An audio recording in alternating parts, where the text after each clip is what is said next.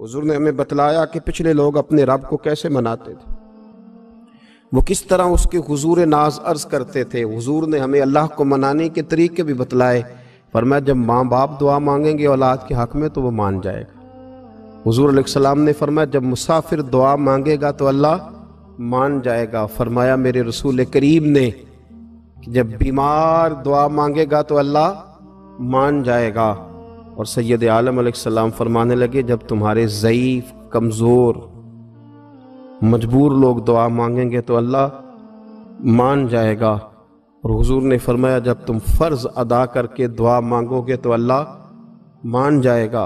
और मेरे महबूब ने फरमाया जब पिछली रात उठ के तुम उसके हुजूर अर्ज़ करोगे तो वो तुम्हारी दुआओं को कबूल कर लेगा, वो तुम मान जाएगा। और हुजूर ने हमें दिन बताए, फरमाया जुमे वाले दिन मांगना मान जाएगा, शब कदर को मांग लेना मान जाएगा, शब बारात में दुआएं करना वो मान जाएगा, रमज़ान की रातों में मांगना मान जाएगा, कुरान पाक के ख़त्म के मौके पर दुआ करना मान जाएगा। तरीके बतलाए।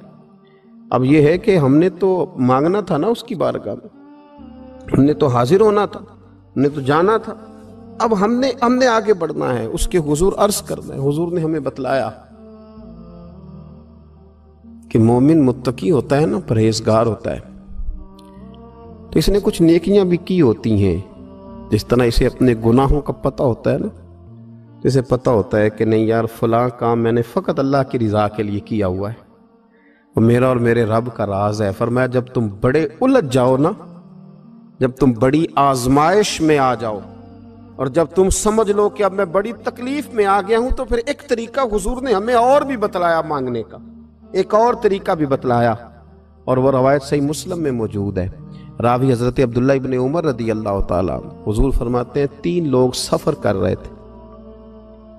ये आप अंदाजा फरमाइए, सही मुस्लिम की हदीस है। और जरा हुजूर के समझाने का एक ये रंग भी है अल्लाह को मनाने का, एक ये अंदाज भी है उसकी बारगाह में गुजारिशात पेश करने का।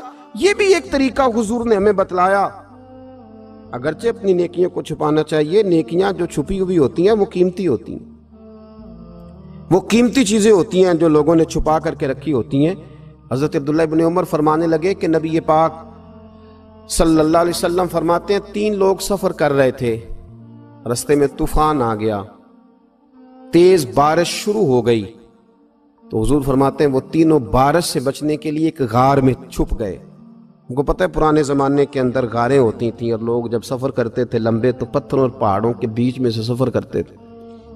वो गार के अंदर चले गए। अब चूंकि तूफान बहुत ज़्यादा था, जब वो गार के अंदर चले गए तो अल्लाह के प्यारे हबीब सल्लल्लाहु अलैहि वसल्लम फरमाते हैं पत्थर ऊपर से लुढ़कता हुआ आया और गार के मुंह के आगे आके उसने गार को बंद कर दिया। अब इतना तेज और इस मजबूती के साथ वो पत्थर लगा और इतना सही फिट हुआ कि अंदर रोशनी आनी भी खत्म हो गई। अब 3 लोग हैं। थोड़ी देर तो वो परेशान रहे कि शायद अब कभी बच नहीं सकेंगे, शायद चारों जानिब अंधेरा ही है और अंधेरा ही रहेगा, शायद यहां से निकलने के लिए अब हमें कोई रास्ता मुयस्सर नहीं आएगा। वो पहले तो परेशान हुए, फिर कहने लगे यार इस तरह करो, जरा गौर कीजिएगा मेरी बात पे। फरमाया इस तरह करो, अगर कोई जिंदगी में नेकी की है ना तो जरा उस नेकी को याद तो करो और याद करके उस मालिक के हुजूर अर्ज तो करो, वो करीम है, कोई आखो शायद मन जावे ते गल कम ततड़ी दा बन जावे, अर्ज तो करो उनमें से। ये आप अंदाजा फरमाइए, ये बात बयान कौन कर रहा है? ये मदीने वाले रसूल बयान कर रहे हैं, ये नबी पाक अलैहिस्सलाम ने बयान फरमाया। ये वो कहानी है जो हमें हमारे नबी पाक ने सुनाई, रसूल करीम अलैहिस्सलाम ने हमें बतलाई, ये दास्तान मोहब्बत। हुजूर फरमाने लगे एक ने उनमें से हाथ उठाए और उसने अंदाज क्या छेड़ा, अर्ज करने लगा अल्लाह तो जानता है ना मैंने बकरियां रखी हैं, मैं गरीब हूं, मजदूर हूं, और मालिक तो ये भी जानता है कि मेरे बच्चे भी हैं, बीवी भी है, पर मैं जब भी घर लौटा हूं तो दूध मैंने बच्चों और बीवी को पहले नहीं दिया, बूढ़े माँ बाप को पहले दिया। अल्लाह मैंने उनके साथ हमेशा करम के बाजू खोल कर मामला किया। वो गार में तन्हा बैठे हैं और अपने मालिक को मना रहे हैं। عرض کرتے ہیں اللہ تجھے یاد ہے نا ایک رات جب میں بڑی دیر سے لوٹا تھا، لکڑیاں کاٹتے درخت تلاش کرتے مجھے دیر ہو گئی، میں دیر سے لوٹا تھا، نیت یہ کر رکھی تھی کہ دودھ سب سے پہلے ماں باپ کو پلاؤں گا۔ مالک جب میں لوٹا تو وہ بوڑھے تھک ہار کے سو گئے تھے۔ میری بیوی نے مجھے کہا کہ بچوں کو پلا دو، وہ سو گئے، تو میں نے کہا نہیں، میرے ذمے ہے ان بوڑھوں کے دل کو ٹھنڈا کرنا، ان سے پیار کرنا۔ اللہ بیوی مانگتی رہی، بچے طلب کرتے رہے، میری ٹانگوں میں گھومتے رہے، بار بار آتے رہے، اور میں نے دودھ نہیں پلایا۔ اے مالک فجر ہو گئی، آفتاب طلوع ہونے کا وقت آ گیا، پر میں نے ماں باپ کے بیدار ہونے کا انتظار کیا۔ اے اللہ وہ جب اٹھے تو ان کی آنکھوں میں جو میرے لیے دعا تھی اور ان کے سینوں میں جو میرے لیے کرم تھا، اگر تیری بارگاہ میں وہ نیکی قبول ہے تو مالک پھر رحم فرما، نہ اس مشکل سے آسانی عطا فرما۔ سنو سنو، رسول کریم صلی اللہ علیہ وسلم فرماتے ہیں کہ اس بندے کی دعا مکمل ہوئی تو پتھر تھوڑا سا سرک گیا، اور اتنا سرکا کہ آسمان نظر آنے لگا۔ جس نے ماں باپ کو منایا ہے، ان سے پیار کیا ہے، پھر یہی بات وسیلہ بن جائے گی رب کے ماننے کا، پھر یہ وسیلہ بنے گی، اللہ اس سے مان جائے گا۔ پھر رسول کریم صلی اللہ علیہ وسلم فرمانے لگے، دوسرا بولا اور عرض کرنے لگا کہ اے اللہ تو جانتا ہے مجھے اپنے چچا کی بیٹی بھانے لگی تھی، میں اس کی طرف رغبت کرنے لگا تھا، اور میں نے جب اس سے جا کے ارادہ کیا کہ میں تیرا طالب ہوں، تو اس نے مجھے کہا کہ پہلے 100 دینار لاؤ بانا، تو اللہ میں نے مشقت کر کے 100 دینار جمع کیے، اور جب میں پوری طرح اس پر حاوی ہو گیا، وہ میرے قبضے میں آ گئی اور گناہ کا میں نے ارادہ کر لیا، تو اس عورت کے منہ سے ایک جملہ نکلا کہ اللہ سے ڈر، اے مالک وہ میرے قبضے میں تھی، اے اللہ میں گناہ پر قادر تھا، میں چاہتا تو گناہ کر لیتا، لیکن جب اس نے تیرا نام لے کے کہا نا کہ اللہ سے ڈر، اللہ میں ڈر گیا، میں اسے چھوڑ کے آ گیا۔ اگر تجھے یہ بات پسند ہے تو پھر نکال دینا اس مشکل سے، پھر کر دینا کرم۔ اللہ میری بھی تو چڑھتی جوانی تھی نا، میں بھی تو سب کچھ کر سکتا تھا، پر تیرے لیے، تیری خاطر میں لذت گناہ سے باز رہا، تو اللہ تو رحمت فرما دے۔ حضور فرماتے ہیں اس کی دعا مکمل ہوئی تھی کہ پتھر تھوڑا اور سرک گیا۔ پھر تیسرا بولا اور اس نے بول کے کہا، اے اللہ ایک مزدور کو، ایک دیہڑی دار کو، ایک غریب کو میں نے کام پہ رکھا ہوا تھا، یہ تیرا اور میرا راز ہے اللہ۔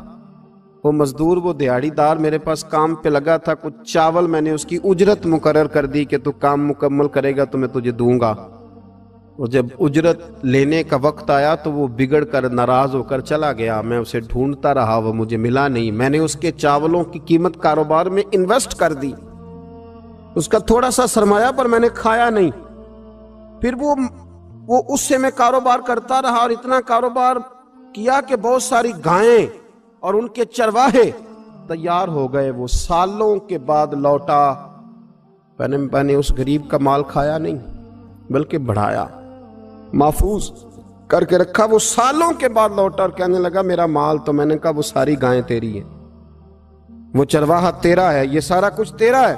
تو کہنے لگا تو مجھ سے مذاق کرتا ہے، میں غریب کہاں اور گاؤں اتنی بڑی گائیں کہاں، تو مذاق کرتا ہے؟ تو میں نے کہا مذاق نہیں، میں نے اپنے رب سے ڈر کے تیرے مال کی حفاظت کی، یہ تیرا ہے۔ اے اللہ میں کھا بھی تو سکتا تھا نا، پر تجھ سے ڈر کر میں نے وہ سارا محفوظ رکھا۔ اللہ اگر تجھے میری یہ ادا پسند ہے تو پھر آج مان جانا، آج راضی ہو جا۔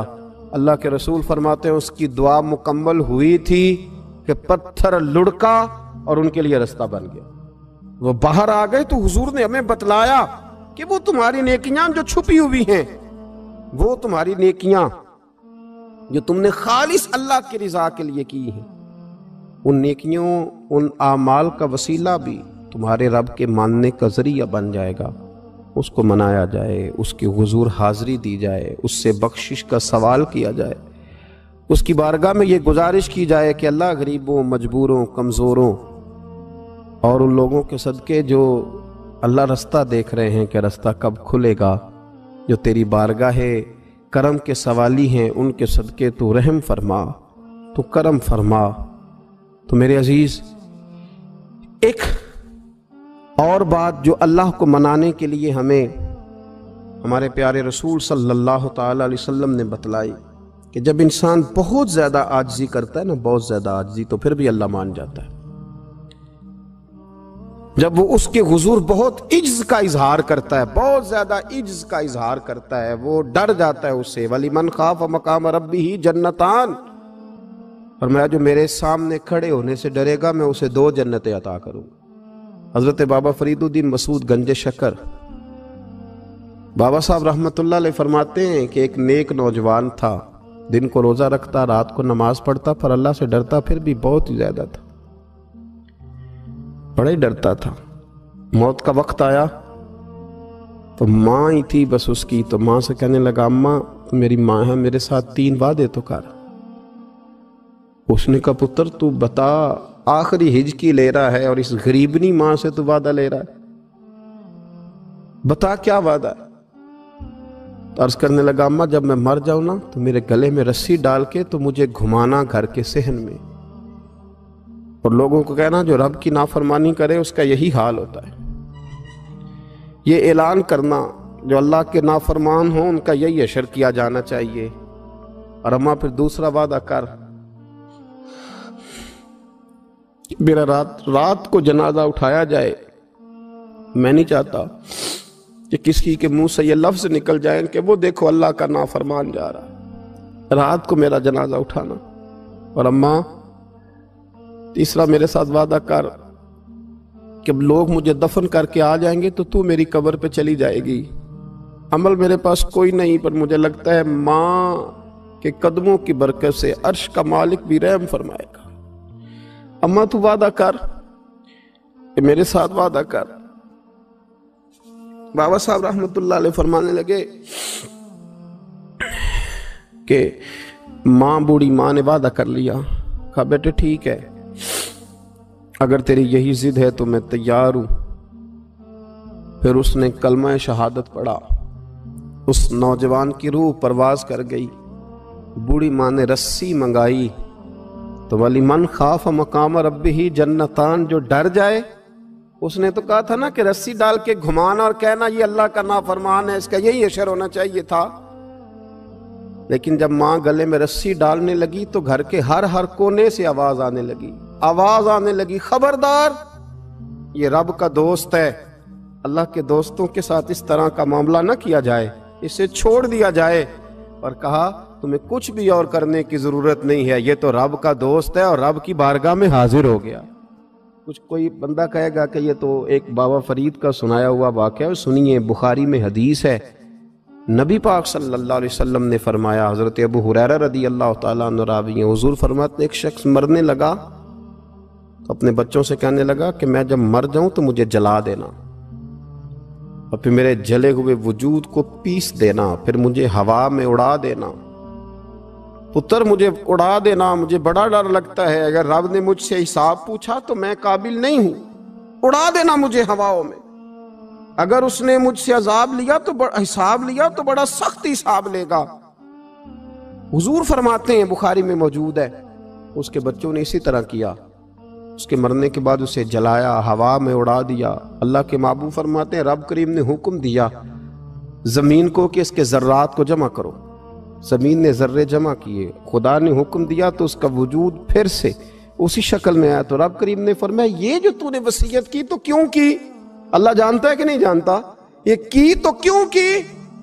تو رو پڑا، کہنے لگا اللہ میرے اندر تو طاقت نہیں تھی تیرے سامنے کھڑا ہو کے حساب دے سکوں، تجھے منانے کے لیے تیرے خوف سے ڈر گیا، میں ڈر گیا۔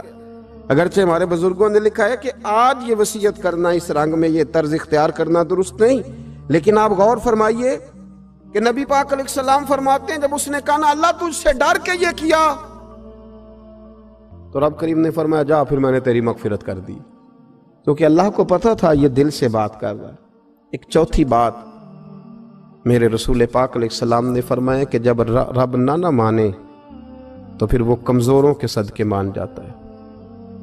پھر وہ ضعیفوں کے صدقے مان جاتا ہے۔ فرمایا اللہ تم سے بارشیں روکنا چاہتا ہے، پر تمہارے ضعیفوں، کمزوروں، غریبوں کے صدقے، مجبوروں کے صدقے وہ تم پر بارشیں برساتا ہے۔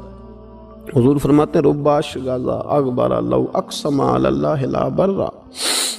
کچھ ایسے لوگ ہوتے ہیں کہ ان کے بالوں میں خاک پڑی ہوتی ہے، چہروں پہ مٹی الجھے ہوئے ہوتے ہیں، لیکن اگر وہ اللہ پہ قسم کھا لیں تو اللہ ان کی قسم بھی پوری کر دیتا ہے۔